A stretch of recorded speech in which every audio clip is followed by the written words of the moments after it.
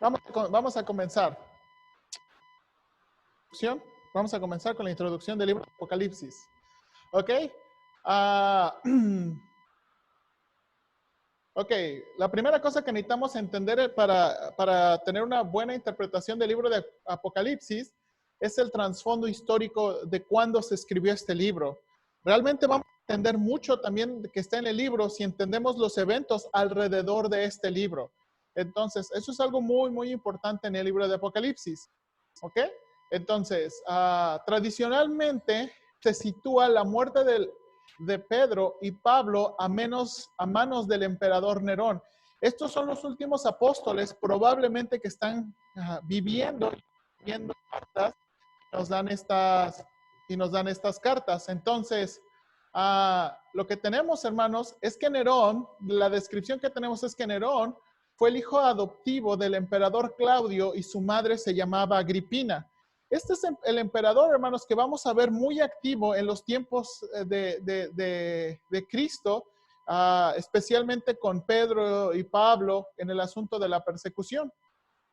Lo que vamos a ver después, hermanos, es que los historiadores creen que Agripina envenenó a Claudio para asegurar el trono de Nerón, ¿verdad? A lo mejor he escuchado un poquito sobre eso, ¿ok? Luego, también, hermanos, Nerón reinó desde el año 54 al año 68 después de Cristo. Ahora, eso es importante porque Nerón, en el tiempo en que Nerón está narrando, muchas cartas del Nuevo Testamento se están escribiendo. ¿Okay? Varias cartas, la mayoría de cartas del apóstol Pablo se están escribiendo durante ese tiempo. Ahora, hermanos, en el año 64, este es un año clave, ¿verdad? Roma fue incendiada. Los historiadores concuerdan en que fue Nerón quien lo mandó a hacer en sus deseos locos de reconstruir una Roma a su gusto. Hermanos, este evento fue muy climático, o puedo decir muy crítico en la historia del Nuevo Testamento. Entonces, tenemos que poner atención a este evento que comenzó en el año 64. Ahora, especialmente, ¿por qué?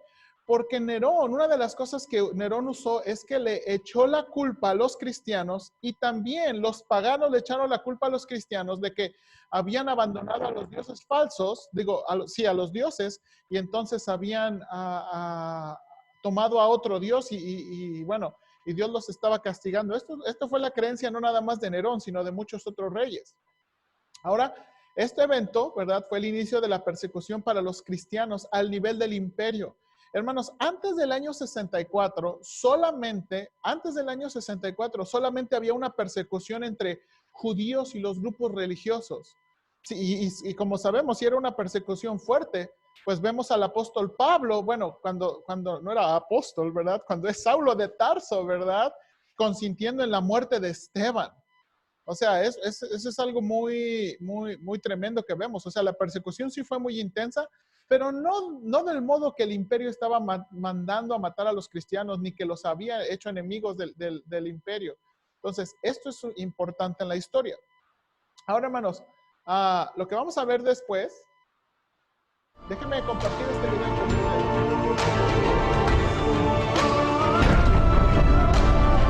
Se ha dicho que después de conquistar el mundo, los romanos ya solo podían temer a los elementos. Y es verdad que las dos principales amenazas que se cernían sobre Roma eran el agua y el fuego. Las periódicas crecidas del Tíber, que anegaban las zonas bajas de la ciudad, arrastraban a su paso hombres y casas en una marea incontrolable. Pero los incendios, impredecibles y devastadores, eran aún más terribles. A comienzos de nuestra era, Roma era una ciudad mal urbanizada, abarrotada de casas de madera, apretadas unas contra otras, con estrechas callejuelas que no dejaban correr el aire, ni permitían un desalojo rápido de sus habitantes. Al caer la tarde, las principales fuentes de iluminación eran lámparas de aceite y antorchas de estopa untadas con brea. A pesar de la cercanía del río y de la constante construcción de acueductos, los barrios más desfavorecidos y superpoblados, precisamente los que corrían el mayor riesgo de sufrir un incendio, apenas disponían de fuentes de agua corriente. Con la llegada del imperio, Augusto y su lugarteniente Agripa, conscientes de estos problemas y de que la posición del emperador se apoyaba en gran medida en el contento del pueblo, intentaron encontrar una solución a los males más acuciantes de la ciudad. Para evitar los incendios, se creó un cuerpo permanente de bomberos a imitación de otros que ya existían en las avanzadas ciudades griegas. 600 esclavos, propiedad del Estado, velarían día y noche para sofocar las llamas y auxiliar a las víctimas de las catástrofes. Pero todos los esfuerzos fueron vanos, y Roma pronto pudo comprobar que no se libraría fácilmente de sus eternas amenazas. El año 64 después de Cristo, bajo el reinado de Nerón, se produjo el más conocido y terrible de todos los incendios que ha padecido la ciudad. El fuego comenzó cerca del Circo Máximo, en el lado más cercano al Palatino, probablemente en alguno de los comercios de la zona. Impulsadas por el viento, las llamas alcanzaron las enormes gradas de madera del circo y se extendieron, ya incontrolables, hasta las zonas habitadas del extremo opuesto, sembrando a su paso el pánico y la muerte. Mientras sus casas caían sobre ellos, devoradas por el fuego, en medio del humo y de un calor abrasador, hombres y mujeres se esforzaban por rescatar a sus seres queridos o trataban en vano de arrancar a las llamas alguna de sus pertenencias. En las estrechas callejuelas, bastaba la caída de alguien, derribado por el calor o la asfixia, para obstruir el paso a los demás. Atrapadas entre la muchedumbre y el fuego, las gentes se revolvían como animales salvajes, y fueron muchos los que murieron aplastados por sus propios semejantes. Otros, sin embargo, se arrojaban voluntariamente a las mismas llamas en las que acababa de perecer un ser amado. Al caer la primera noche, los gritos de dolor superaban al crepitar de las llamas. Pero el fuego no solo se ensañó con las casas de los pobres, alcanzó también las moradas de los viejos generales republicanos, respetadas como reliquias, todavía adornadas con los trofeos de sus victorias. Incluso algunos dioses debieron abandonar la ciudad en esos días terribles al perder su morada terrena, porque el fuego, implacable, no distinguía entre lo divino y lo humano. Con el paso de los días, las llamas fueron devorando uno tras otro los principales barrios de la ciudad. Aquellos que al principio habían encontrado refugio en casas de amigos y familiares se veían sorprendidos nuevamente por el fuego en barrios apartados que hasta entonces creían seguros. En su desesperada huida, muchos acabaron habitando sus propias tumbas, edificadas en las afueras de la ciudad y que se contaban entre sus pocas construcciones de piedra. Tras haber perdido familia y posesiones, sin agua ni comida, los romanos aguardaban mansamente, a las puertas de sus propios sepulcros, la llegada de la muerte. Cuando el sol se puso el sexto día, parecía que la ciudad nunca vería un nuevo amanecer. De los 14 barrios en que se dividía Roma, solo 4 permanecían intactos. 3 habían sido arrasados hasta sus cimientos, y del resto solo quedaban las vigas humeantes, el esqueleto inservible de la antigua ciudad. Solo entonces, cuando el incendio perdía fuerza, Nerón abrió sus jardines para dar cobijo a la muchedumbre desesperada y ordenó traer provisiones desde el puerto de Ostia. De repente, el emperador se mostraba solícito y dadivoso. Pronto comenzaron a extenderse rumores inquietantes sobre él. Algunos afirmaban que mientras la ciudad ardía, Nerón, refugiado en la seguridad de su palacio y vestido como un actor, había elogiado el sublime espectáculo del fuego, entonando cánticos sobre la caída de Troya. Otros aseguraban que esclavos del emperador habían sido vistos con antorchas, abriendo nuevos focos y reavivando aquellos que se extinguían. Se comentaba también que en una ocasión, Nerón había insinuado que durante su reinado, la tierra sería consumida por el fuego, y que, obsesionado por sus sueños de grandeza, había manifestado su deseo de hacer de Roma una ciudad a la altura de su príncipe, reemplazando las calles estrechas por amplias avenidas y las ínsulas insalubres por sólidas casas de piedra. Los hechos posteriores parecieron confirmar los rumores. Tras el incendio, Nerón aprovechó para ampliar sus residencias por el valle donde hoy se encuentra el Coliseo, con amplios jardines, lagos y fuentes, los bienes más apreciados en una ciudad superpoblada, construido sobre las casas calcinadas de los habitantes más humildes de Roma. Entre la población comenzó a extenderse una rabia contenida. Pronto un clamor unánime se alzó desde todos los rincones de la ciudad. El incendio había sido provocado y todo apuntaba hacia el propio emperador. Aterrorizado, Nerón buscó desesperadamente un culpable que arrojara a la multitud, una víctima expiatoria sobre la que los romanos pudieran descargar toda su indignación. Y la encontró en los cristianos, seguidores de una nueva religión llegada de Oriente, de la que poco se sabía y sobre la que circulaban extraños rumores. Decían que en sus ceremonias devoraban la carne de su dios y bebían su sangre, un indicio evidente del carácter bárbaro y terrible de estas creencias. Gentes capaces de participar en semejantes rituales bien podían haber provocado el incendio. Nerón decidió aplicarles un castigo como nunca se había visto en la ciudad. Todos aquellos que no renegaron de su fe fueron encarcelados y, tras sufrir tortura, entregados a las muertes más horribles. Cubiertos con pieles de bestias, muchos fueron arrojados a los perros para que los devoraran. Pero a la mayoría les aguardaba otro fin. Cientos de cruces se levantaron para ellos en los propios jardines del emperador. Sus cuerpos fueron clavados en el madero y untados con brea para ser pasto de las llamas. Interminables hileras de cristianos, convertidos en antorchas humanas, iluminaron durante noches los cielos de Roma, con una luz más terrible aún que la del propio incendio.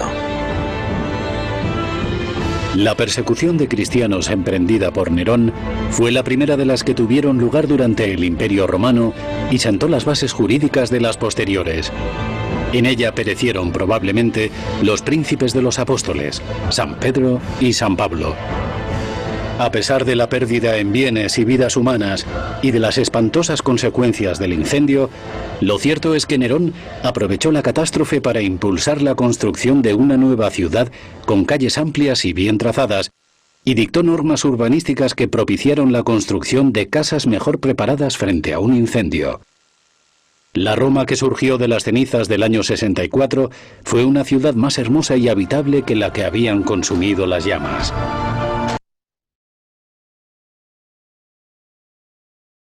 Ok, ¿me escuchan, hermanos? Ok, bien, entonces, si quieres regresarte a la diapositiva, ¿no?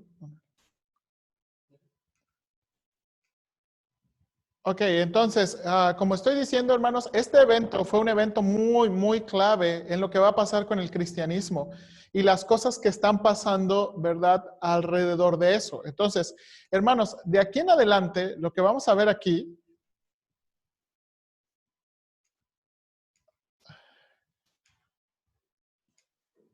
dale clic ahí, Manuel, en la diapositiva.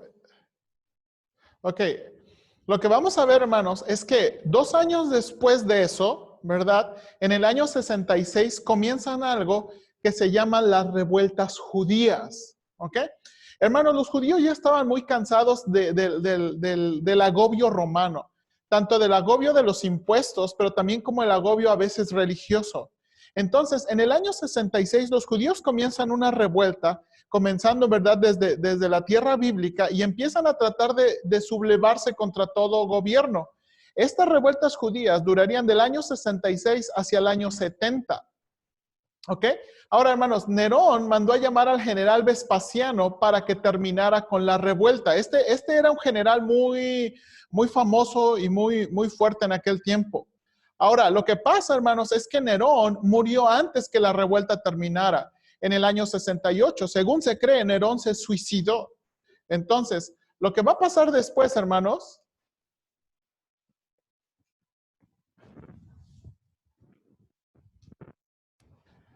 lo que va a pasar después es que después que se muere Nerón, se conoce como el año de los 4 emperadores. Había 4, perdón, hermanos, se está atorando.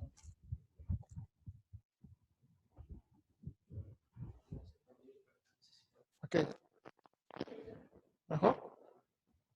3 probando. Pues si quieres, dame aquí.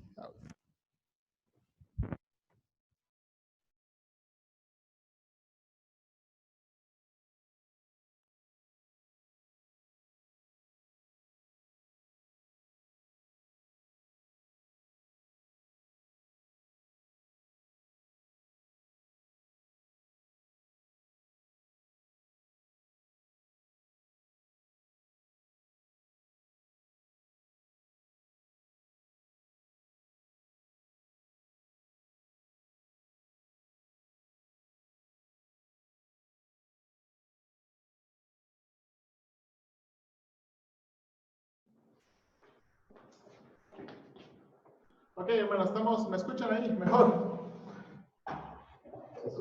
Sí, te escuchamos. El sonido, de nuevo, nos está jugando chueco. Pero ténganme un poquito de paciencia. Ok, entonces, como estoy diciendo, en el año 69 se le conoce como de los 4 emperadores. Estaba Galba, Otón, Vitelino y Vespasiano. Ok. Ahora, tras guerras civiles entre ellos por ocupar el imperio, bueno, Vespasiano fue el nombrado emperador en ese mismo año. ¿Ok? Por lo tanto, Vespasiano, en lugar de ocuparse de las revueltas judías, encargó a su hijo Tito el asedio a Jerusalén. ¿Ok? Ese es el general Tito que asedió Jerusalén. Ahora, quiero que vean este video conmigo.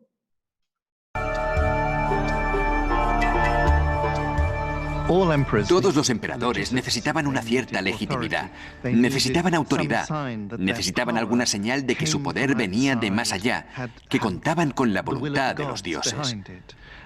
Es muy común que alrededor de los emperadores circulen historias de milagros, especialmente Vespasiano, porque él llegó al poder de la nada. No pertenecía a la dinastía reinante. Necesitaba esas señales de autoridad. Vespasiano aceptó su nueva posición social, pero sabía que solo la imagen no mantendría unido al imperio, que su auténtico poder procedía de los militares. Y nada lo consolidaría más que una victoria en el extranjero. Vespasiano volvió a prestar su atención a Judea, la provincia que había abandonado apresuradamente el año anterior. Judea seguía estando en llamas. Durante 5 largos años, la población judía había estado librando una guerra de liberación a gran escala contra Roma. La revuelta mostró una audacia admirable, pero a un coste asombroso. En el año 70, las fuerzas romanas habían reducido a ruinas humeantes gran parte del territorio. El ejército judío se había visto reducido y los pocos rebeldes supervivientes estaban sitiados en la ciudad amurallada de Jerusalén, con una notable excepción. Se llamaba Josefo. Josefo era un aristócrata judío. Había sido educado como un fariseo. Para su pueblo era un luchador por la libertad y un líder militar. Pero estaba convencido, o quizá se convenció él mismo, de que Dios se había puesto del lado de los romanos en esa batalla, en esa guerra.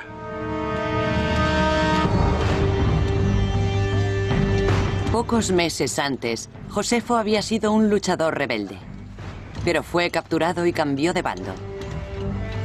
En esos momentos se movía libremente por el campamento romano, fuera de los muros de Jerusalén, y ofrecía al ejército invasor información de vital importancia. Los antiguos aliados de Josefo, incluso su propia familia, seguían asediados en el interior de la ciudad. Pero en nombre de los romanos, Josefo pidió a sus compatriotas judíos que se rindieran. He rodeado el muro. Les he rogado que salven la vida, su país y su templo. Sabían que la fuerza de Roma es irresistible. ¿Qué pueblo ha conseguido liberarse de los romanos? Los favores de la fortuna son para Roma y ahora Dios está en Italia. Hombres testarudos, arrojad las armas y apiadaros de vuestra ciudad en ruinas. Mi familia está atrapada en su interior con vosotros. Tal vez creáis que por eso os conmino a la rendición. Podéis matarlos. Coged mi sangre como pago de vuestra salvación. Yo también estoy dispuesto a morir si así entráis en razón. Los defensores ignoraron sus llamamientos. El cerco romano continuó estrechándose. Los soldados romanos talaron todos los árboles en varios kilómetros a la redonda. Construyeron una enorme torre para escalar la fortaleza judía. Pero los túneles que los rebeldes habían excavado para conseguir suministros habían debilitado los muros de Jerusalén. Para sorpresa de todos, de repente uno de ellos se derrumbó.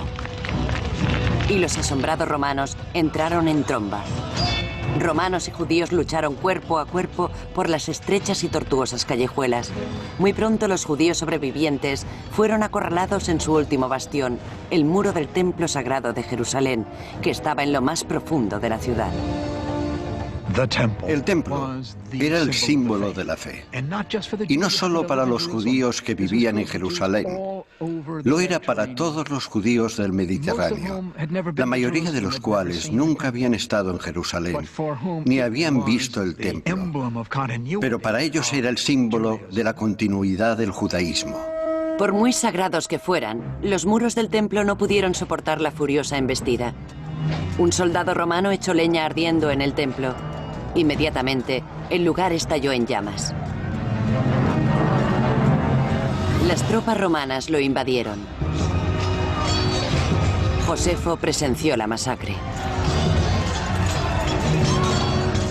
Reinaba el caos absoluto. Los que huían se confundían con los muertos.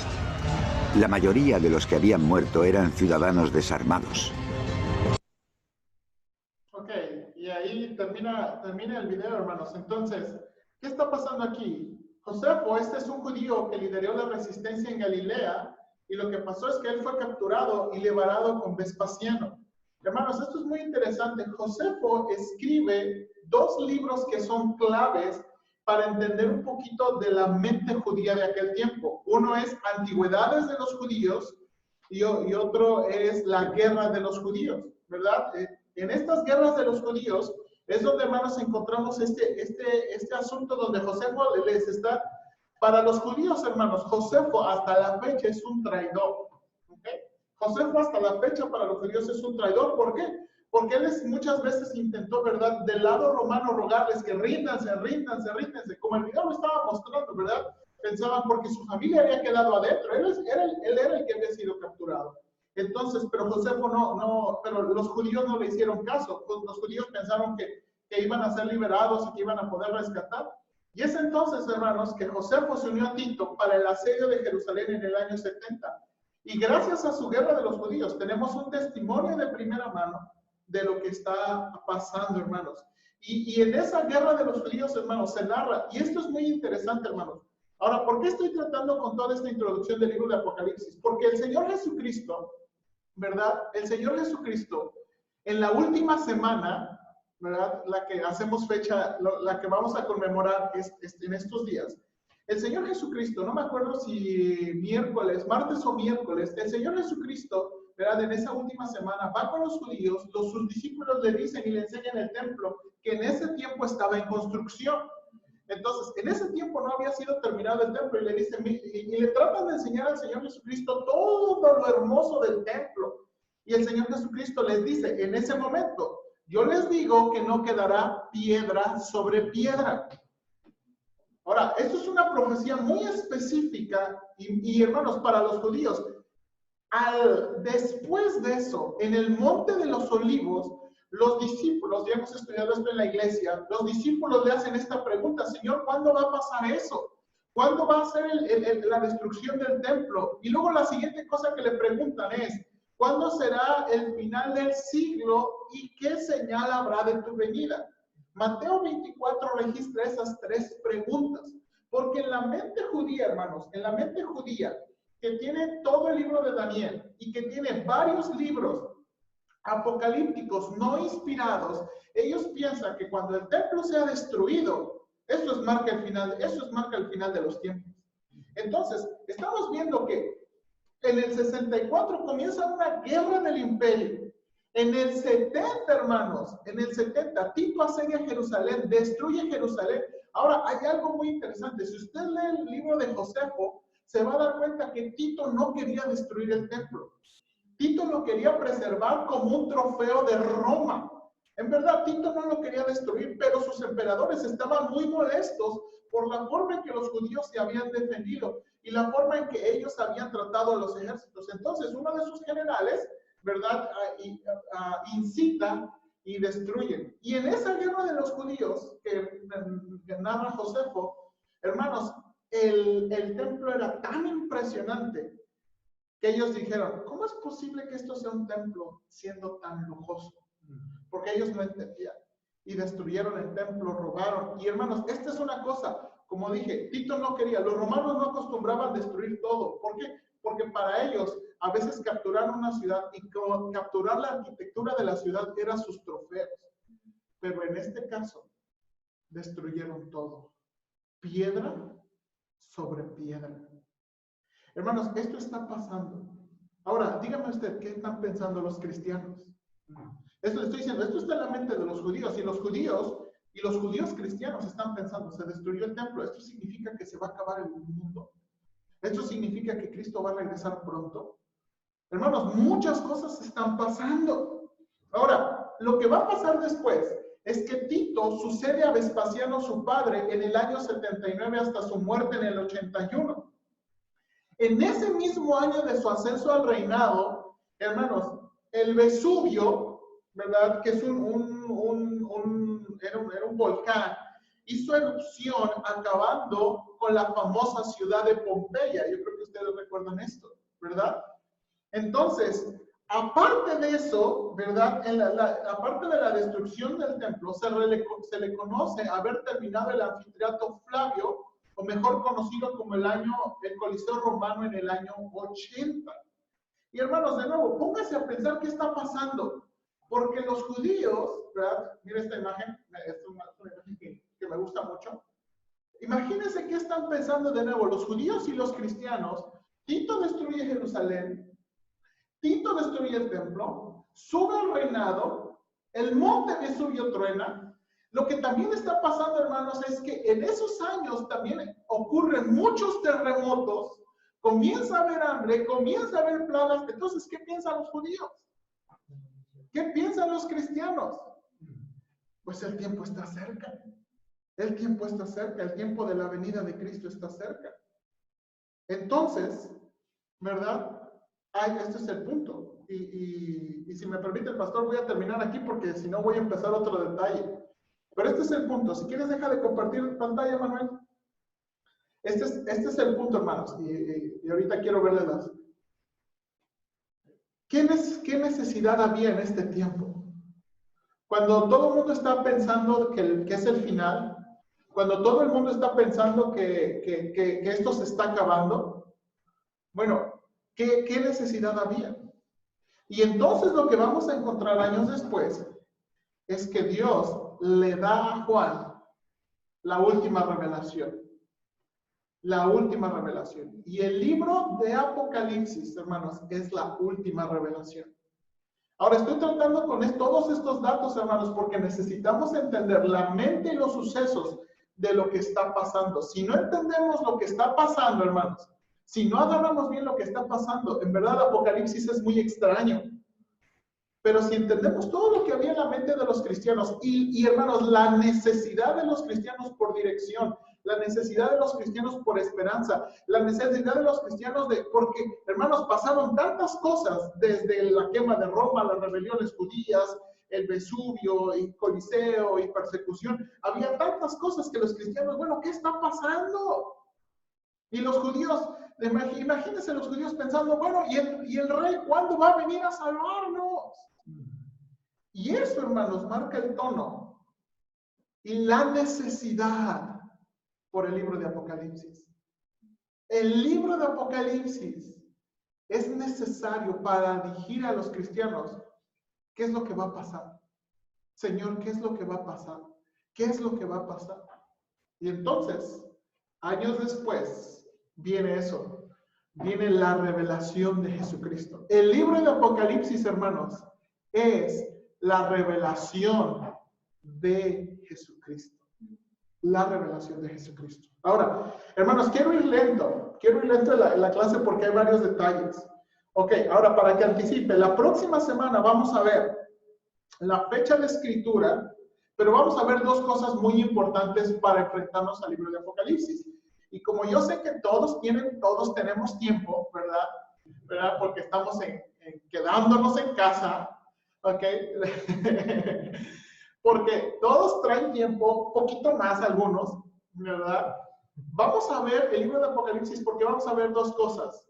Simbolismos y el asunto del Antiguo Testamento. Las citas del Antiguo Testamento. Nada más quiero dejarle con esto para la próxima semana. El libro de Apocalipsis es el que más referencias tiene al Antiguo Testamento que cualquier otro libro del Nuevo. El libro de Apocalipsis es el libro del Nuevo Testamento que más referencias hace al Antiguo Testamento, pero nunca hace una cita directa. Nunca dice el profeta Isaías, Zacarías, nunca hace una referencia, pero es el que más tiene. Y eso es muy importante cuando lo leemos. Entonces, va a haber cosas, va a haber lectura, hermanos, pues ustedes quisieron esta clase. Entonces, como ustedes quisieron, va a haber tarea, porque es importante para entender el libro de Apocalipsis. Entonces, le voy a dar varias cosas la próxima semana, o a lo mejor antes de la próxima semana, porque vamos a tratar sobre eso, sobre el simbolismo de Apocalipsis, que sí hay, y vamos a saber cómo poder interpretarlo correctamente, y también las referencias del Antiguo Testamento, que son muy claves para el libro de Apocalipsis. Entonces, así vamos a hacer esto. Entonces, aquí vamos a terminar nuestra grabación. Y pues vamos a darle si alguien tiene una pregunta.